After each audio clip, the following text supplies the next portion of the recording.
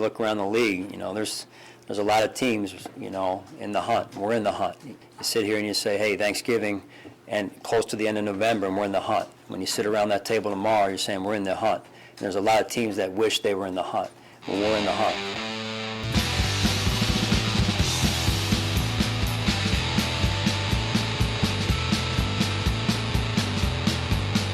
What's that, Buffalo? You get 14 perfectly pristine days of the year. Let's make Greg do a podcast. And better than that, let's have a guest on the In the Hunt cast, Matt Parrino, and make him suffer through a Sunday afternoon doing an In the Hunt podcast. But we're going to do it anyways. We're going to talk about NFL free agency. Sean Murphy, Kyle Turner are here as well to ruin my life. That's great intro. That's pretty spot on. I mean, he's not wrong there. Yeah. So Matt, we are going to make you do the open and then progressively do it worse and worse until you got it down to the negativity. We have Matt on because we don't, as listeners know, we don't know a lot. So we need an expert to break down free agency. I would like to start with the big news. As listeners might know, Kyle Turner, big fan of Lee Smith. He was traded.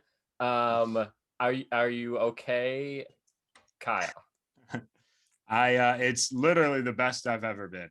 I stopped taking my Zoloft. I realized he was the reason for my whole depression for the past however many years he's been in the league.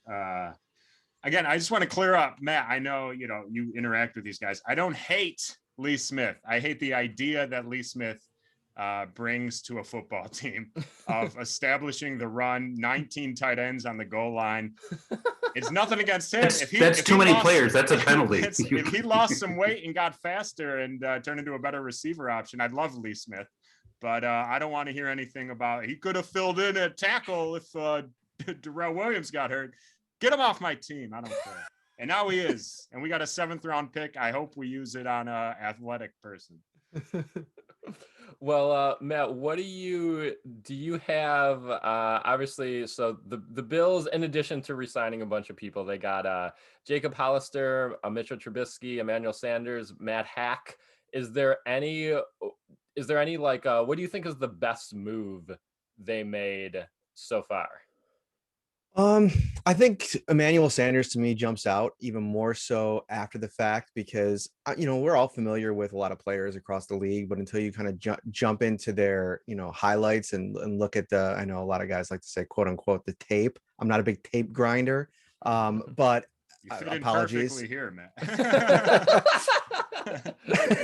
But Sanders does, I think, a couple of things a little bit better than John Brown. So if you're going to take that out of the offense, put a guy in Emmanuel Sanders who is a little bit more physical. Like that's one of the things that always kind of, I don't want to say annoyed me, but like I felt like they were missing a piece of what that role could have been because John Brown, a lot of times he catches the ball and the play's over. And I think now with, Beasley's not a huge run after the catch guy. He can do it if he's got some space, but Diggs and Sanders now together, they're guys that you're gonna have to worry about after initial contact, which wasn't the case before. Hollister, I like a little bit more since I've dug in on him. He was not on my radar whatsoever, and he should have been because of the Wyoming connection. And I'm sure, after we heard from Brandon Beane a couple days ago that they're starting to run things by Josh Allen, I wouldn't be surprised if this was a conversation like, hey, Hollister's out here. What do you think of him? And he loved him at Wyoming. So sure, throw him into the mix. I think this is also like a vote of confidence for Dawson Knox. And I know that it's a very polarizing topic because there's people that are still pretty all in on Knox. And there's people that, have some questions about his ability to turn into a true tight end one. But I think that this is a move that kind of, gives you two players that can make some plays in the passing game. And all while remembering that this is an offense that doesn't really feature the tight end anyway. So I feel like Brian Dable would have to shift things. If they were to go out and get a Zach Ertz, they'd have to change who they were last year. And I think adding Emmanuel Sanders, you're almost pushing more of your chips into the, on the table that you are going to be this wide receiver, heavy target team and try to attack teams with your speed. And I think that they did a good job of that. I know team fans want to see more on defense. We could talk about this. I think there might be more to come in the next couple weeks. Emmanuel Sanders is 34 years old here. And I love the Sanders signing. Do you think if Gabriel Davis doesn't move into that number 2 role, can Emmanuel Sanders be that guy for an entire season and be effective potentially all the way until, January, February at 34? Yeah, I would say yes, because I think that he's a guy that he won't be leaned on the same way that he was in other offenses the last couple of years. And he played 14 games last year. He was catching the ball from Drew Brees, whose arm was pretty much dead, and then Taysom Hill, who can't throw down the field. So I think that this is an offense, like just hearing him talk on Friday about watching Josh Allen highlights and seeing what he can do, and kind of, it might breathe some life into him at this point. I still think he had 5 or 7 touchdowns last year. He was still pretty productive in that Saints offense without the kind of ability at the quarterback position that the Bills are going to have. So yeah, I think that's a concern, but I think you get a guy like Sanders on a 1-year deal because of the experience and because he can kind of fit into whatever role you need him to be. If Davis is going to be that true tight end or wide receiver 2 and step into that role, you just kind of sprinkle in Sanders around him and know that you have him and his competitiveness, as you move through the season and into a playoffs where you're going to need to make more plays. Like, everybody keeps talking about like how much of the Bills really improved. And I think they improved in the most important part, in that they're going to have to go into that game against the Chiefs or whoever it ends up being with the ability to score 50 points, no matter what the situation is.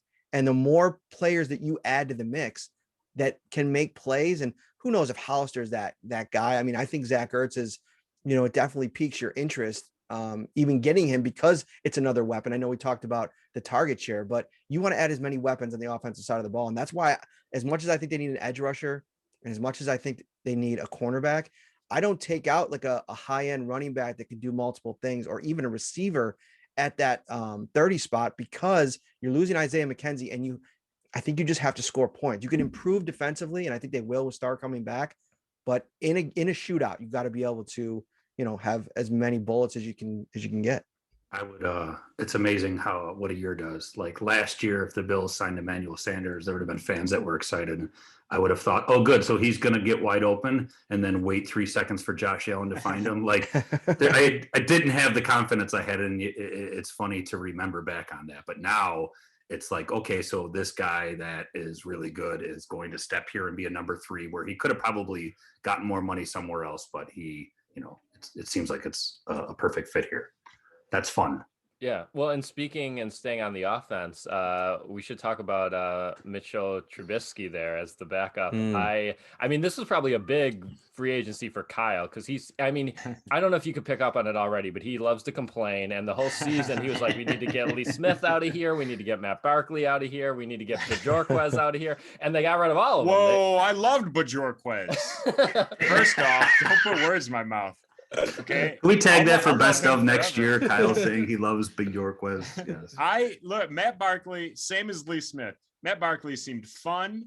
He was probably good for Josh, but anytime that guy was in the game, it looked like a fan won a contest to play football. He would he was the typical like guy in gym class who would be like, I'll play quarterback, and then just throw it to the deepest guy every time. That's all he did. He didn't do anything else. So it was like fun in garbage time. But then if you're like, boy, if this guy starts for 4 games, we're going to go 0-4. You know what I mean? Like, it's going to be disastrous. So any upgrade over Matt Barkley is great. Hire him as a friggin' coach. Can his title be Josh Allen's friend? That's the only way I want Matt Barkley on this damn team. Get him a red jersey. That's funny. And what's funny about Trubisky to me, I go back to January hearing Brandon talk about how disappointed he was about Brian Daboll and Leslie Frazier not getting head coaching jobs. And I almost wonder if in the back of his mind, as they're talking about this, if this isn't just like a chance for them to just uber flex this season by turning Mitchell Trubisky into a serviceable NFL quarterback, because that's what he's coming here to try to become. Yeah. And I think that they have a good chance of doing that. I mean, I think the mechanical steps that Josh Allen has taken, specifically this last offseason, and who knows what that could look like in 2021. I think Mitchell Trubisky is probably just going to try to download into that this season and try to figure out how to improve his own thing. And I think having Ken Dorsey around to kind of spend some. And another thing about the Matt Barkley thing, that they're willing to move on from him tells you where they think Josh is now. Like the training wheels are completely off. You don't need to worry so much about the who's around him. And it's, it helps when you still got Dable and Dorsey, but you don't have to worry so much about some of those locker room guys. And even Lee Smith, in a lot of ways, was that locker room guy that I think even Josh leaned on at times. So I think that that's a good thing that you're moving away from this kind of thing. And you can hopefully turn this. I mean, this is going to be comp pick city. If he goes somehow and signs a $10 million deal next year, it's going to be huge. Well, and the same thing with Leslie Frazier. If he gets a head coaching job next year, we could be looking at like two, third to fifth round picks next year. That's like two safeties. My favorite thing about the Trubisky signing is that you're getting Sean McDermott excited there, Greg. That's right. Yeah, he's clapping. He's like, "Ooh, safeties!" He's just sitting in his living room eating mild chicken wings, clapping away. And I love the man for it. My favorite thing about the Trubisky signing is that it has the potential to ruin another NFL team. Let me explain. Let's say he comes here. He has a good preseason. Allen hurts his finger in week 13, has to sit out for 2 weeks, and Trubisky lights it up because he just gets the system, comes in comfortably. He signs a $48 billion deal with, Carolina in the offseason. And now then he leaves and he doesn't have Dable or Dorsey or just the weapons the Bills have. And Carolina's ruined for 10 years. I love the idea of the fucking Bears being like, were we wrong? And they sign and they sign him back. And Trubisky just ruins the Bears for the next 15 years. So. That is like any young starting quarterback that kind of fails out, goes to another team, and will get a chance again. After this, it generally happens that way. In some kind of competition. Yeah. Sam Darnold. Go ahead. Sam Darnold literally has posters of Ryan Tannehill in his bedroom, and he's just sitting back like, coming, man. I got my $80-90 million contract still to come. I'm good. Just going, as soon as I get off these jets, it's And I'm a Bills fan, and I talked about him ruining a team, but honestly, my entire life, I have always rooted for a quarterback who failed to eventually, like, my dream is that Nathan Peterman eventually wins the Super Bowl. Like, maybe the Bills take an off year after 4 straight Super Bowls. I always want a guy that, like, just got kicked in the nuts to, like, come back and have I wasn't that bad season. Like, I still want Brian Brown to come back and just, he could have been something. That's what we watched for 20 years. The Bills try to do, because I think we convinced ourselves over that year. They're like, well, they're just not going to draft a guy. So maybe this team's third stringer is the guy. And it's crazy. It happened around the league. Like Matt Schaub had a pretty good career. And we just couldn't even, except for Tyrod, we couldn't even get a serviceable guy for a little. The Bills always drafted quarterbacks like I do housework. It's like, I'll take Emmanuel. Like they weren't really going all in on it. It's like, I'll do some towels and fold those, but I'm not. I'd love to draft a first round guy, but let's wait till the 7th. That'll work out better. Matt, were you surprised? Because I know I was, that we re-signed almost everyone. Like, it's just wild to me that we signed Levi Wallace, Ike, Milano, Feliciano, Williams. Like, I would have pegged us to getting like 2, maybe 3 of those guys. And the fact they were able to make all 5 of them work seems insane. I was on that last Sunday when I was about to break the Feliciano news. I was doing some due diligence and checking in with the Bills. And even somebody within the organization was like, I can't believe this, that all 3 of these dudes are coming back. I mean, it's, I don't think it's any type of wizardry by Brandon Beane. Like, I know he gets a lot of credit, and deservedly so. I think it's just important to keep what's working together. And like I mentioned it after the Williams signing, like these are 2 great pillars of the offense and the defense, like in Milano and Williams. You needed to bring these guys back at all costs if you can, because of how successful they were. But I also mentioned, like, and there was a lot of fanfare about maybe a lack of production from Feliciano in year 2 with the Bills. But I know sometimes people don't want to hear this. Like, he kind of set a tone there that you could tell the difference from the first half of the season, just in terms of how the team played, to the second part of the year. And I think that's a big piece of that they weren't really willing to miss. And like Quentin Spain ended up being an absolute, like, falling on your face mistake because of how that transpired and the fact that he was cut, 2 games into his new deal. but Feliciano's deal is almost exactly what they got Quentin Spain for. And everybody raved about that deal last offseason. So you can't really complain about the structures of these deals and the fact that you can, I think Darrell Williams, last time I checked, you can almost get out of that if you really want to in year 2, if he kind of regresses in year 1. So he continues to do this thing where, he'll reward guys, but he always gives himself an out. And I think that's the way that you do it. And I know everybody wants these splashy names, but we also saw last year, and it might just be on Mario Addison and Vernon Butler and Quentin Jefferson and just the fact that they didn't produce, but sometimes you bring in new players and they don't work.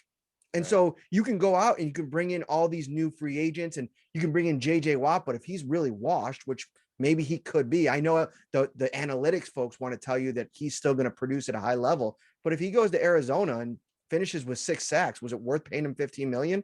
I don't think it is. I think it's more important to bring a guy like Matt Milano back that in the hopes that he could stay healthy and have an impact on your defense. You should point out that. Oh, go ahead, Kyle. My biggest fear with the offensive line, and I'm glad they got those guys back because I thought the line was pretty good last year. And I obviously got to the AFC Championship, kept Josh Allen clean for the most part of the season. But my biggest fear with the offensive line is I think it's a solid B offensive line, and a B is a good grade, but it's hard to upgrade to cut a B player trying to upgrade. So I think it's settling on a B level line, which is good. I think I think the line could go to the Super Bowl and I think it'd be fine. And I don't think it's a weak point, but it's tough to be listen, this guy's good. He's not great. I want a great offensive line. I always said, if you go, I want what Dallas had in Dak's rookie year, where they just had this amazing offensive line that ran the ball at will, protected Dak Prescott, this crazy offensive line. That's kind of what I want. I want an A+ line protecting the A+ quarterback. I totally get that. And I think that you look at, and I would say that they're probably an A- on the outside at tackle. I think Deion Dawkins is in that 6 to 8 range in terms of left tackles. And I think Darrell Williams was fringe all pro last year. He was really good. I don't think he's as good of a run blocker, but if you want to be a great run blocking team, you got to be really good on the interior. And I think that they realized they didn't utilize Mitch Morse the same way they did in year 1. You got to get a better guard in here. That's the long and short of it. And then you kind of use Cody Ford and John Feliciano in kind of some type of musical chairs type situation, depending on who gets hurt and how that works out. I think there's a scenario where if they land a 2nd or 3rd round guard, interior offensive lineman, he's really good and he's good from the start and you can plug him in. I think there's a scenario that Cody Ford becomes your swing guard, and that's a crazy idea going into year 3, but it could happen. And that's what you want. If you're a fan, or even if you're the Bills, you want to create that competition and give yourself those kinds of options. I think Cody Ford as a backup is elite level depth. And oh, by the way, they still have Ike Butker and they still have Ryan Bates, who the Ryan Bates hive lives on. I mean, people think that he could be a serviceable starter in this league. So they're building depth pieces. I think they can improve in multiple places. But to your point, you want to give yourself this baseline in this window, because if you lose that baseline, if Williams and Feliciano aren't back and you have to replace them and they even come at a half a letter grade lower, it's just not where you want to be. Yeah, well, it seems like Cody Ford and Dawson Knox are almost in make it or break it years, where it's you're really going to find out if they're in the long-term plans or kind of our Harrison Phillips on their way out type player on your team. Without a doubt. Dawson Knox especially. I think with Ford, you can always go back to if he has an okay year at guard, I could see them trying to talk themselves into one solid year at right tackle. But I think that goes back to your point. I can't remember which one of you guys said it. It wasn't me. About it wasn't any of you, actually. I was listening to a podcast. That sounds right. That sounds more right. And they were talking about Tua, and I shared this exact opinion that waffling and benching him is just the most pointless exercise, not installing the process of figuring out who you have. And so I think if you go back to Cody Ford's rookie season, That's one of the few mistakes that I feel like this regime has made, is that like letting him kind of split time with Ty Inseki, who was the obvious better player and probably should have been the starter. If you're going to draft a guy and you're going to put him at that spot, let him go through that whole thing. Now, I know he was injured and, he's got to stay healthy. And if he can't stay healthy for a whole season in year 3, that's another issue that you're going to kind of get into here. So huge year for him. I think Dawson Knox, like them not overextending themselves and offering too much in the Zach Ertz deal, a potential Zach Ertz deal, shows that they still have confidence there. And I go back to last offseason. Josh loves Dawson Knox. Like, I think that he thinks that he can be something, and we'll figure it out if that's the case. As long as he can catch the ball consistently. I mean, he makes plays after the catch. It's just about making the most of your opportunities, because the more plays that he makes, I think the more Josh will look at him. In an offense with Diggs and Beasley and now Sanders, you're only going to get so many looks, so you better make the most of them. There are some knocks against him. Oh, there it is. He's not going to be telling that on the next podcast. No. This guy made this really good point about I that. I almost just texted Sean, we got to kick Greg off. I refuse to do puns on this podcast. We forgot to plug this off the bat. If you want an actual podcast where there's good Bills talk, check out Shout with Matt and Ryan, another friend of the In the Huntcast too. I don't know why they waste their time with us, but they do that. Also, Syracuse.com. So we didn't plug that off the bat for actual cool and informational Bills. And I'll say this too. Greg has been texting me for weeks of like, I can't wait for the free agency recap episode, because I really want to talk about the punting. And so I'll see you guys later. Yeah. That's when I turn off. I love most of my job. When we get into specialist stuff, I was talking about this on a podcast recently. I just can't. If they got rid of kicking, punting, I'd be fine with that. Well, that's why I have a take on the punter, and so shut up, Sean. And it is this, and it falls in line with that. Like, if you have a really good punter and you don't want to pay him $800,000 more, and you just bring in another, that tells me we're not punting. Right. We don't need to punt. Like that. It tells me the regime is like, maybe we can get another safety. With the money we would have spent to get our like really good punter. Like, we don't need a punter that much. So Matt, the amount of times I had to listen to Sean bring up Andre Roberts, I seriously almost jumped out of my apartment window. I was like, I don't care. None of this matters anymore. Special teams is dead. Well, at the beginning that part of it, I will say, while punting is in, like, it's here and it's not going anywhere, that was an advantage, having like an Andre Roberts in the kick game and like starting off but if you have an elite offense, you're going to probably be able to move the ball anyway. I mean, how many 90+ yard drives? I would imagine that this Bills offense had, I got to go back and look at the numbers, but shouldn't you know this?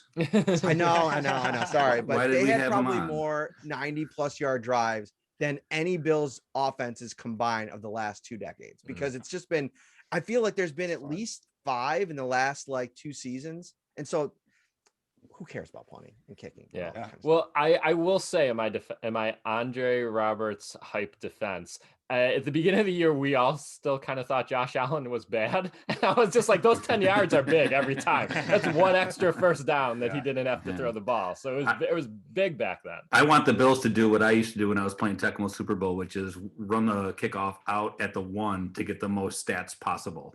So every single drive, run out the 1. That way, Herschel Walker has a 468-yard rushing day. One time I played I was playing Madden with Priest Holmes, and I set it on rookie mode, and I said 15-minute quarters. So I played like a 2-hour game, and bathroom breaks, commercial breaks. I had the news in there. I rushed for 1,000 yards. It was pretty crazy. Priest Holmes. Anyways, so I before we move on to, I just wanted to briefly touch on the rest of the AFC East signings. Yes. For the Bills, is there any free agent right now, not trade guy, but free agent that you think could come in and make a difference on the team? Yeah, like I've kind of been on, and I've been bullied a little bit on social media about it, because there's a big group of people that are just out on Jadeveon Clowney as an NFL player. And I understand that. Like, the guy, he just has a weird track record the last couple of years about how he's handled most of the things that he's done. But I think he fits in perfectly with what the Bills would want to do, and using him on like a lower snap count than he's played in recent years, because Sean McDermott never uses defensive linemen at a high clip. I think he could come in here and maybe unlock Jerry Hughes a little bit more. And maybe Jadeveon Clowney then is the guy that takes on the double teams. And when he's on the field with Jerry Hughes, Hughes can go back to the right side and rush and maybe unlock him a little bit more as a pass rusher. And I know he's not getting any younger. There's some serious concerns on the age at the edge position right now with him and Addison. And I think that Clowney is a guy that you don't have to, that he's going to bring it in terms of setting the edge and in terms of run defense.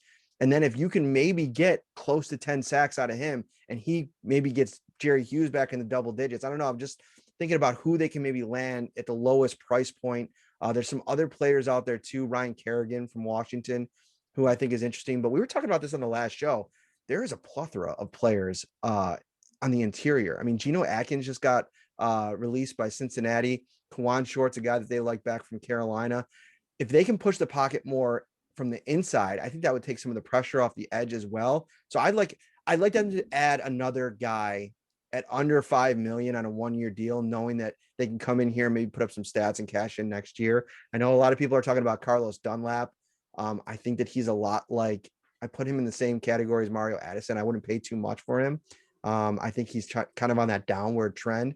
It's going to be tough at this point, but he's found some diamonds in the rough in that second and third wave the last couple of years. So we'll see what happens. Yeah. Clowney is the most interesting. He's never had like over 8 sacks in a season or something. Right. And 2 years ago, before he signs like the 1-year contract with Seattle and then the 1-year contract with Tennessee, I believe that's how it went, however the fuck it went. But I don't know, I don't know stuff. But people were like, well, this guy is looking for $100 million contract. And now like you could probably get him for $6 million on a 1-year deal. And then I'd be all about that on a 6-year deal, especially if you like they, especially what players are taking this year, which are incentive-based deals, cheap 1-year deals, just to be like, well, I'm going to get out of this one weird cap year and then I'll re-sign big next year, which is, if something, and he's always been a really good run defender. So even if you're just signing him for that, I'm all for it. You asshole, you just took Matt's take and just said the exact same thing he said, but you just stumbled through it and took 15 extra minutes. But I said, the whole 2-year thing. Last 2 years ago, he was worth more. I'm sorry, man. That's something. He has to talk for a third of the podcast. I liked it. I felt like it was just solidifying. Because he said exactly what you said. That's why you liked it. This guy makes points. What'd you say, Matt? Yeah, I'll come on the show. Let's talk about the rest of the NFL. About how long's that going to take? We're just going to the rest of the NFL. We're not going to go It's 62 degrees outside. We're going to go team by team. First up, Arizona. Yeah, let's hit on the fucking Cardinals. Everyone listening to the In the Huntcast cares about the Cardinals. Well, how good do we think the AFC got or didn't get? Obviously, New England signed half the free agents, but they still have Cam, and Miami still has Tua. It's a question mark. I'm not really scared. Should I be? Should I be scared? No, but I definitely think that the Patriots have probably pulled at least even with the Dolphins and maybe ahead of them. I think they're going to be much better defensively, and which, that's kind of his calling card anyway. So if Cam can just be like serviceable and like maybe a little bit better than maybe what he was in the first month last season for like a bigger stretch, I think they'd be all right. But I think they probably end up drafting a quarterback. Everybody's seems to be in love with Mac Jones. We'll see if he lasts that long. I don't know about you guys, but I'm hearing 2 like distinctly different narratives happening on Mac Jones. It's either he's going to be that, 8 to 15 range guy, or he could fall to the 3rd round. And so I don't know. I didn't watch a ton of college football.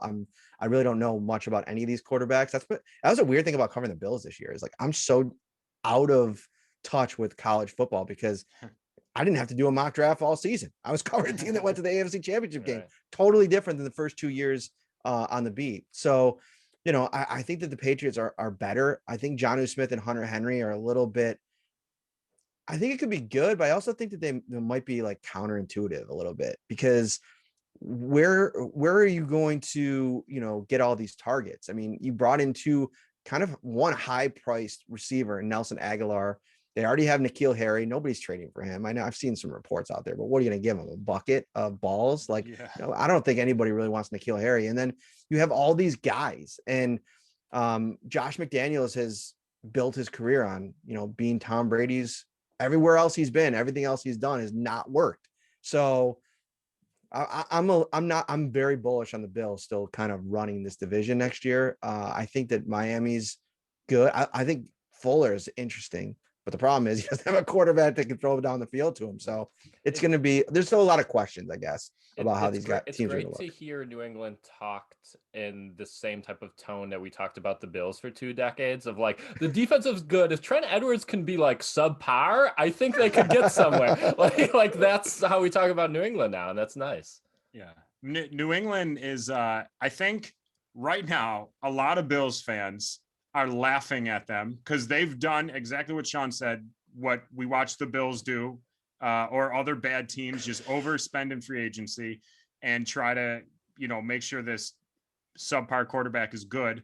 But I'm going to wait till after the draft, because if they end up with like a Justin Fields or a Trey Lance, I think everyone's going to go, shit, they had a plan the whole time.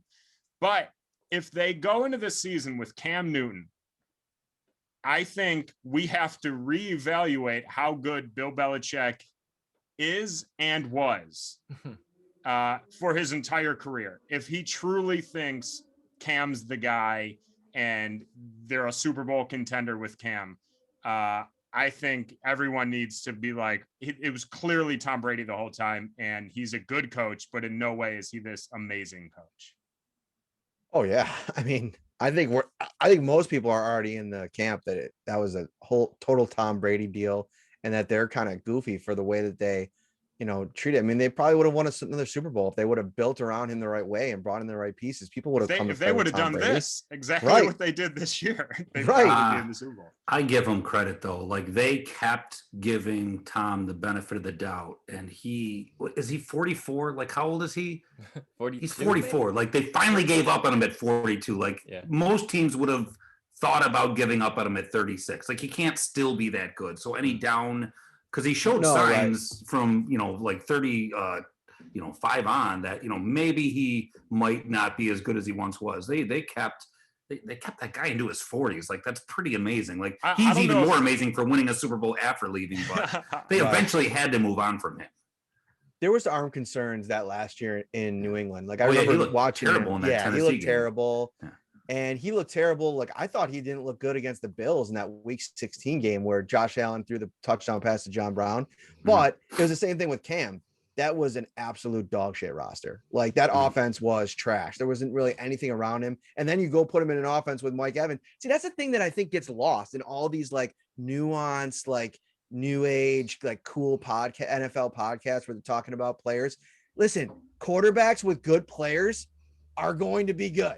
Like around him. That's like it's not like rocket science. Like Josh Allen took a step when he got Stephon Diggs. Like, of course, like that's how it all works. You put good players around Tom Brady, he's going to be better. Same thing with Patrick Mahomes has the best tight end in the NFL and probably the fastest, sickest playmaker in the NFL. Like those guys are going to be good. It's about how many good players you can put around him, in my opinion. That's what I was talking about at the start, rounding this thing into form. Get as many good players to put around Josh Allen as you can, because that I think is going to be the arms race. Who has the most? Because it looked like last year, like the weapons that Patrick Mahomes had were just better than the weapons that Josh Allen had. And part of it too is like, let's be honest, the bright lights, they can be bright. I mean, that was how many big games that Patrick Mahomes played in before that game. Go back to the AFC Championship game when they lost to the Patriots 2 years ago. They won a Super Bowl. There was swag in that game from the Kansas City side. And there was hey man, we really believe in ourselves, but this is our first really big game. Like, and Sean McDermott coached that way against his mentor. Like the going for field goals when you could have gone for touchdowns. I mean, they just were outclassed in that game. Now you recalibrate and you go into a year with what you learn. You've recharged a little bit. You've added some things. I think it's a different outcome if you run that thing back again, or it's just one of those things where it's a matchup that they're going to have to really dig deep to win because they're just outmatched in that matchup. We'll see. Matt, don't talk shit about podcasts. You are a guest on the podcast. Don't try and run roughshod over us just because you got some stats in front of you. Well, I just want to do a quick QB roundup here before we get What to the fuck? What team? Well, I'm What going to team? tell you. about I'm going to this, tell you. I'm going Greg. to tell you. This isn't my idea. I think it's super fun. Fitz in Washington, I think, is great, and I think that team is pretty good, and I think he's going to get his first taste of the playoffs this year. Yeah, they're winning that division. That defense is absolutely stacked. They had another really cool defensive signing that I can't remember off the top of my head, but they'll probably draft well on the defensive side of the ball. Who's their head coach? Rivera? Ron Rivera. So yeah, they'll be good. I think the rest of that division is a train wreck, and I have questions about Dak Prescott coming back at least early on in year one off that injury. So yeah, Fitz about to light it up. I mean, he's got weapons. He's got a nice, talented running back. Yeah. They got some pieces there, and they got the piece that got away, Logan Thomas, who was just absolutely amazing last year. So Logan Thomas and who's that? Wyatt Teller were the two in the past 5 years.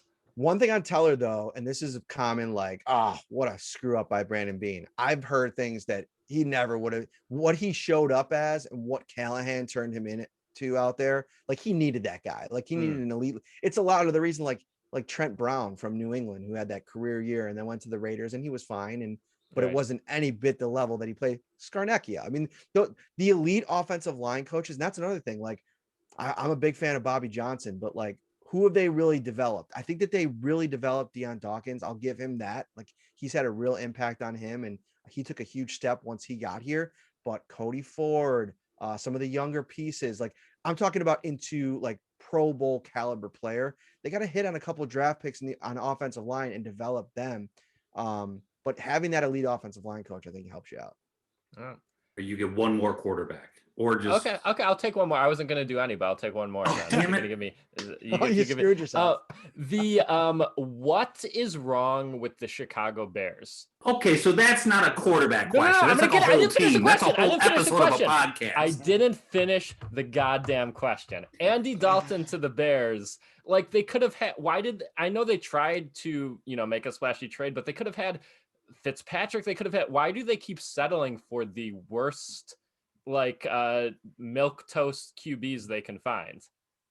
I just think crappy organizations continue to make crappy decisions. I mean, look across the league. Like it's just like mind boggling. Like there's some of the things that people do and the quarterback decisions that they make. And like, even for instance, like, Carolina moving on from Cam Newton and then deciding to bridge it with Teddy Bridgewater, no pun intended. Like it was close. You were close. Kicked off. You intended that pun. Don't give me that bullshit. By the way, Greg, did you used to work with Brad Ryder? Yes, I did. I mean, at GR. Yes. Yeah. Many Brad's years. my guy. Yeah, Brad's my guy. So actually, the only reason I agreed to come on the I show. fucking hate Brad. If I would have known that, you wouldn't be on this podcast. Seriously, fuck Brad Ryder. I hope he's listening to this podcast. That dude, I hate that dude. I'm just kidding. Brad's my dear friend. God, that's great. Of course. Yes, he's the man. All right, let's do trivia. Okay, I'm sorry. Did Matt? Do you have more to say? No, that's it. We end. I don't want to talk about crappy organizations. Yeah, we end every podcast with trivia. And we always give away a fake jersey, so we have something to play for. So this week we're giving away the jersey. John Brown, no longer with the team. Get yourself a nice John Brown jersey if you win this. Question number one, we'll start with Greg here, because he always loses. Greg, what number is higher, John Brown's career receiving yards or days Byron Brown has been the mayor of Buffalo? Oh God, that's both numbers have to be above 7,000. When did Brown? I was in high school, I think, when Byron Brown became mayor. So what's 365 times a million? I'm going to say Byron Brown. I don't want to spend too much time thinking about this. I'll just say Byron Brown. Okay, we'll go to Kyle next. We'll give our guests more time to think here. Buffalo was like the Pittsburgh Steelers and coaches with their mayors. It's been like Jimmy Griffin and Byron Brown, and like that's it. Repeat the question though. What about John Brown? What number is larger, John Brown's career receiving yards or days Byron Brown has been the mayor of Buffalo? Wow. I only remember Mayor Masiello I forgot about and Mastiello. Yeah. and Brown. I don't know when Brown even came in. So even at 20 years, I'm going John Brown, I guess. You're I'm going gonna John say Brown. Byron Brown because I feel like this. I'm trying to guess where you were going with this question, and so I think it would be more impressive if it's Byron I Brown. promise you the number's close because that's how Sean works. He does Okay. trivia very well. Greg and Matt get the point. Damn. John Brown had 4,748 career That's it? receiving yards. Yeah, and Byron Brown has 5,555 days. Amazing. John Brown had a lot of just like ho hum years. He had like 2 or 3 like really good years before the Bills, like one really good year, and then he had the one good year with the Bills. So yeah. Okay, question. So there's not always fire where there's smoke. Oh my Oh God. no! I cannot wait to quit. Me neither. Question 2. We'll start with Kyle on this one. Kyle, what number is higher, the Bills' salary cap room next year, or the worldwide box office of Battlefield Earth? What number is higher? I low key kind of like that movie. Is that weird? I was a big Barry Pepper guy back in the day. Never heard someone say that sentence before. Yeah, he was coming off 25th Hour, and he had a nice run there. 61. That was the pinnacle for me. For him. Worldwide, huh? Worldwide box office. Well, I mean, worldwide, you got to go Battlefield Earth. That seems like it was a big summer blockbuster type movie. So I'm going to go Battlefield Earth. Okay. No, yeah, I'm gonna wait. go Battlefield Earth too. Wait, is Battlefield Earth the one with John Travolta? Yeah. And it's like Yes. Scientology Yeah. based? Yeah. Fuck. So I bet you the Wait, no, I'm Scientologists going were opposite. forced I'm to going see cap it. So room. I'm changing my answer to cap room. Okay. Kyle's How good. did you establish this? Because we technically don't have a cap number yet. That's true. I looked at Spot Rack yesterday. Okay. Spot track. Spot Track, excuse me. Jesus Christ. that's like Pet Smart. Is it Pet Smart or Yeah. Pet Smart? So Matt, you're Good going one, Greg. you're going Battlefield? Yes, I'm going Battlefield Earth. Okay. Greg, what do you say? The first one, don't repeat it. I don't even know what it is. So you're going It's cap room. 62 degrees out. You're going cap room. Okay. Well, you know what? This is why, you keep losing, because Matt gets the point here. It's the box office for Battlefield Earth, 29 million, which is pretty not good for the world. And according to the website, which I won't say again, so Kyle can't make fun of me, 21 million in cap. Dude, next year. that's great. In my head, I had no idea what the cap room was, but I was just like, it's got to be around 20 million. So I was right on the cap room and totally wrong on Scientology. All right, last question. No, 3 or 4. We got 2 questions. Come left. on. Matt, we're starting with you here. What number is higher, Tyler Bass's cap hit this year, or the amount of times 80 Strings, Cole Beasley's most streamed song, has been played on Spotify? Wow. 80 strings of baseball? That's 88. What is 80 strings? I'm Just gonna talking go. about things. I'm gonna go Tyler Bass. It's Okay. guitar? An 80 string guitar? That's called a harp. All right, Greg, what do you think? Cole Beasley or 80 strings all the way. Going 80 Strings? Okay. So, sorry, Matt, did you say 80 Strings too? No, Bass. Okay, Bass, you're going Bass. Okay. Hold I on, forgot the question. Let me go over to Spotify and hit up 80 strings Was a it couple of times. to Tyler get this. Bass's career? Tyler Bass's cap hit this year, or Spotify Cole Beasley's most streamed song? Yeah, it's got to be the song. Okay. Well, good job, Greg and Kyle. The We're most back in it, Greg. We're a team. on Spotify, Cole Beasley's 80 Strings has been streamed 1,083,000 times, and Tyler Bass's cap hit this year is 826,000. Yeah. Okay. All right, Cole. Last, Cole's big on the down low in that scene. The kids so- love Cole. it's true. Yeah. He's an AOL Underground rapper. So right now the score is Matt 2, Greg 2, Kyle 1. There's a tiebreaker if necessary. Last question, Greg. We're starting with you, unless you're about to get up and check on something. My dog might bark. My dog might Okay. bark. Okay. This- We'll start with you. What's here, it? Greg. We're not going to lose any listeners because of it. Greg, which of the following is not a Mitchell Trubisky tweet is not a Mitchell Trubisky tweet? Is it A, I love to kiss titties? Is it B, I feel like a boss driving my mom's van? Is it C, saw Creed live, must see? Or is it D, date night with essential oils and Scary Movie 3? One of Okay. those is fake. First thing I thought of is Creed the movie, and I was like, how would you see that live? Yeah. But it's the band. Okay, so he definitely saw Creed live. I'm gonna go the essential oil ones. That sounded not like the other ones. Okay. Matt, So what do you D. what do I'm you going think? Creed. I think that's the fake one. Okay, going Creed. Kyle. I think I'm going to go with the essential oils one because essential oils I don't think existed before 2 years ago, and there's no way he tweeted while losing funny shit with the Bears. You know what I mean? Like, Okay. So I don't think he tweeted that. Plus, he was in high school 7 years ago or something ridiculous. So I don't think he tweeted that. Okay, well, Greg and Kyle are right, and in a shocking come from behind victory, Wow. Greg takes Nice. the John Brown jersey. Wait, aren't Greg and I tied? Are we 2-2? Oh, No, he has 3. No. Well, what if you like were playing and you didn't even want to win? That's I great. want the draft pick. Quickly before we wrap up here, we have a Patreon person, Steve Campaign, who is our #1 Patreon and gets a thing to say every episode, as you know, Greg. So Love Steve. So this is his thing today. He says, hey guys, did you know that I work for a veterinarian technology company called Cubex, a company that makes inventory cabinets smarter than Louis G? If that sounds like something you'd be interested in, go to cubex.com or call 480-268-7795 for more information. So he's pimping his workout to us. I'll buy some cabinets. Buy some nice cabinets. You got dogs, Greg. Dude, dogs need cabinets. Everyone knows that. Matt, I'm so sorry. I hope that you get outside and breathe the fresh air and enjoy. We're going your day. to the Strong Museum out in Rochester. So we're gonna go down there, and then we're actually taking a little trip to Syracuse because we like a restaurant out there. So Kyle tried to go to the Strong Museum, but they're like, we don't accept this weak shit in here.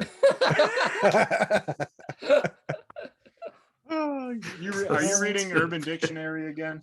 I have a book of jokes next to me for all of these podcasts. That's how I spit fire. So we much. don't want no weak shit in here. That's right. Check out Shout and check out Syracuse.com for the latest Bills news. And Matt, thank you so much for being on our podcast. Yeah. Everyone shut the fuck up. That's like Subscribe 48 to our minutes. Patreon. Oh, The no Wild one Bill cares. we did a God. a Patreon episode about Wild Bill Cody, who the Bills are named after, and it's literally my most favorite episode we've ever done in 4 years. Wow. I mean, you know, How are the you have to analytics on that subscribe. one? Did the fans really like it? Our Patreon's not overloaded with population. No.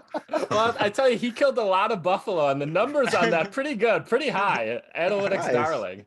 Nice. All right, that's it. Shut up. 48 minutes. Seriously. I agree. Thanks for joining us, Matt. Okay. Thanks, everyone. That wasn't to Matt. That was to you. Yeah, I understand. Matt can talk all he wants. We're keeping him. All right. One love. Hey, thanks for having me, Guido. guys. Thank you. Shut up. Sorry. There once was a team in the NFL, and the name of the team was the Buffalo Bills. The kick sailed right, and the fans did grow. No, no, Buffalo, no. Soon may the Allen man come to throw to Beasley and Diggs and run. One day when the playoffs are done, we'll have won that Super Bowl. A ship once led by Marv Levy, with a Bennett and a Thurman and a Jim Kelly. The ship sailed true o'er 1,000 days, never won that Super Bowl. Soon may the Allen man come to throw to Beasley and Diggs and run. One day when the season is done, we'll have won that Super Bowl. Turn of the century come and gone, last these Bills tread the playoff road. 18 years of sorrow and dread fell o'er Buffalo. Soon may the Allen man come to throw to Beasley and Diggs and run. One day when the season is done, we'll have won that Super Bowl. A light shone dim in 17, Taylor McDermott and Brandon Bean. Bills fought hard but needed help, throw, Dalton, throw. Oh, the Dalton man comes to throw to Boyd on 4th and long. 18 years of playoff drought fled from Buffalo. 7th in the draft, McBean, see their man, plucked from Wyoming to Josh Allen. 2 years later, a stud named Diggs lands in Buffalo. Hey, now the Allen man comes to throw to Beasley and Diggs and run. One day when the season is done, we'll have won that Super Bowl. The future has come with records laid low. High are the hopes of your Buffalo. On a wing and a prayer, our voices soar. Let's go Buffalo. Hey, now the Allen man comes to throw to Beasley and Diggs and run. One day when the playoffs are done, we'll have won that Super Bowl.